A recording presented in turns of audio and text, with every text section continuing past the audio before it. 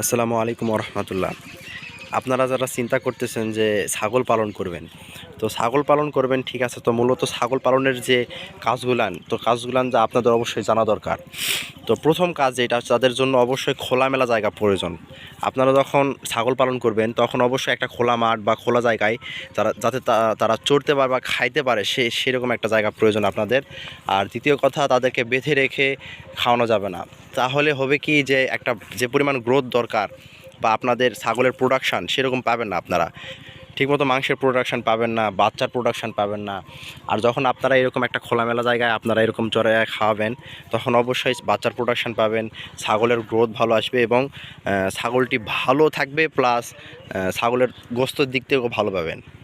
তো অবশ্যই আপনারা চিন্তা করবেন যখন ছাগল পালন করবেন, তখন একটা জিনিসই খেয়াল করবেন যেন আপনাদের এলাকায় বা আপনাদের আশেপাশে এলাকায় যেন খোলা জায়গা থাকে, যেখানে আপনাদের ছাগলগুলো আপনারা চড়াতে পারেন।